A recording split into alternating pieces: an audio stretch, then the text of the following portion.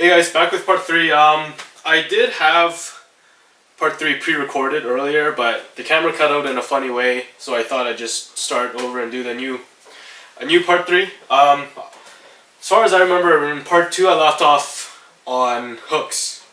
And I was saying that whenever you punch, you want to make sure you keep your chin down and protect kind of your chin, because that's kind of where you get knocked out, is the chin.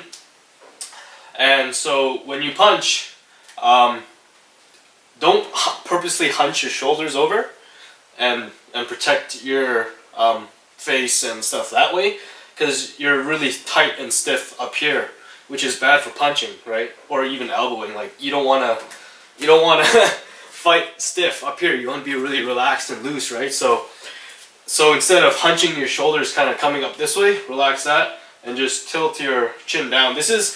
People get weirded out by this because when you tilt your chin down, your eyes kind of stare downwards. So to see forwards, you kind of have to look through the top of your eyelids, kind of that way. So people who aren't used to it yet, or they're kind of new, they kind of, to compensate for this, I guess, vulnerability, they kind of do that.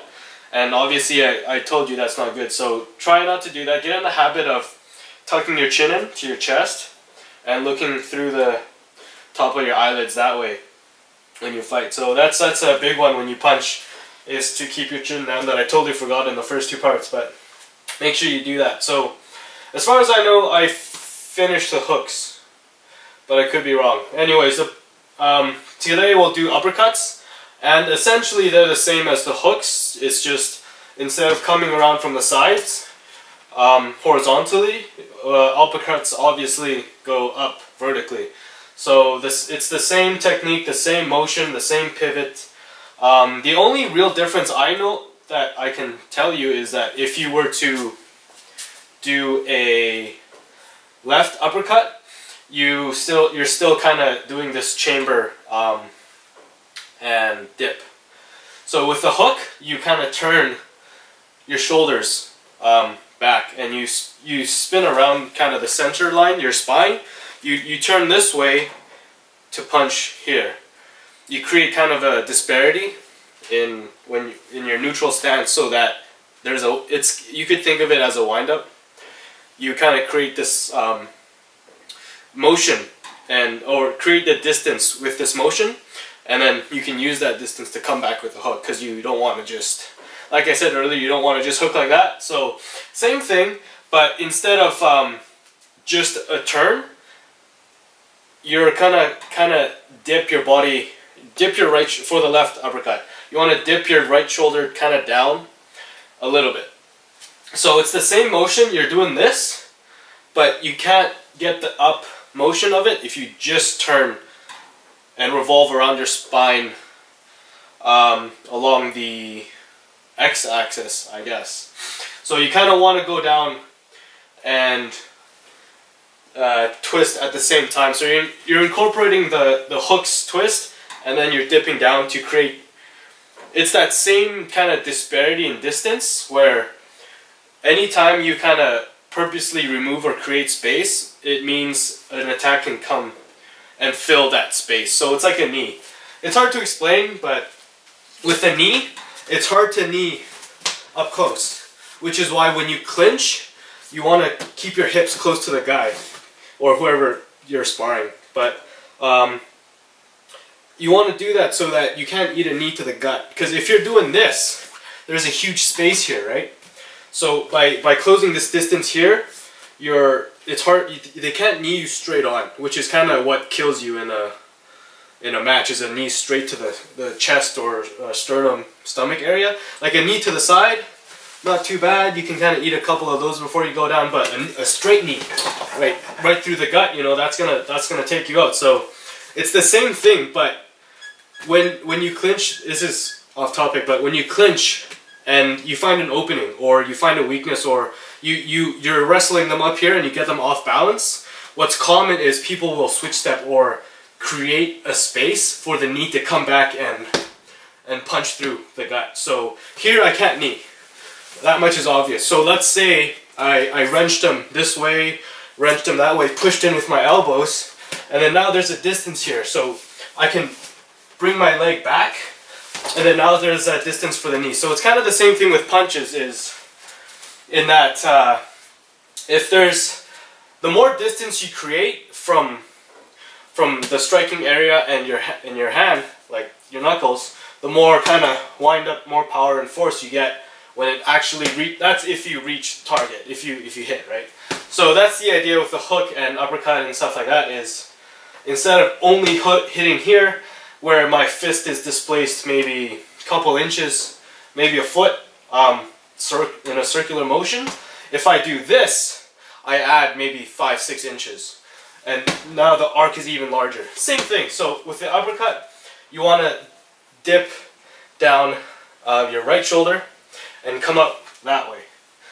So hook is there, and then it's the same motion, just come down a little bit, so that you're not just kind of just doing that. So when you go here, and then now your shoulder. If you were to look at displacement, if you take physics, you would know what I'm talking about. If my shoulder's here, if this is neutral, I've moved it here from the hook, and then it's up here from this motion. So it's moved twice, and that motion that I moved before the punch comes out translates when you actually do throw it out, when you throw the uppercut. That's what I'm trying to explain. It's kind of hard because I'm retarded, but basically dip your shoulder and it comes up this way. A common thing with the uppercut is people overextend, so you don't want to do that, especially with the uppercut, because the uppercut is a close punch, so the range is, like, I mean, look at the range on this, right? It's not, there's less range on the uppercut than hook. The hook you can kind of reach out a little bit and kind of overextend your elbow a little bit, but the uppercut you can't really, you don't want to do that. There's no power. The power in the uppercut, I find, comes from the tightness in your body and how you throw it, the snap. It's weird. Boxers will say uppercut is more of a knockout punch. You want to drive it in, like, but to me, it's just the hooks and body shots you want to do that. With the uppercut, you still want to me, I would snap it still. So like the jab and the hook. I mean jab, the 1-2, the jab and the cross, So with the uppercut, I find you don't want to commit too much heavily into it, and you don't want to shoot for the skies, and you don't want to shoot too far either. Just keep it really quick and tight. And this actually kind of has a weird synergy with how that little counter motion that I'm talking about all the time. It works well. It synergizes with it basically, because it kind of sets it up and you get a nice little quick snap to it. So I wouldn't throw it with too much power, and if you do, just keep in mind, you know, it's a short punch. The distance isn't very good. So anytime you throw, like, you could miss and get counter hit, or, you know, something. Like, it's not, you don't want to commit so much energy into it, and then a lot of people punch too high too. So the uppercut, how I was taught, is you kind of want to aim for the higher part of the sternum, and then, and then your fist makes its way to the chin. So don't start at the chin and shoot up, kind of aim for here, and then when you impact, it'll be here. So really the motion of the uppercut is just here, right? Because my chin, like an average guy height, will be here for the chin. You don't want to go too high. Just hit the chin and come back, right? So left, that's the left, and then the right, like just like the right hook. Really not much to it, because you just throw it out. There's no wind up, there's no counter motion. You just, from stance, you just kind of throw it out and pivot your foot, and your palm should be facing towards you and knuckles out. So boom, and that's pretty much the uppercut.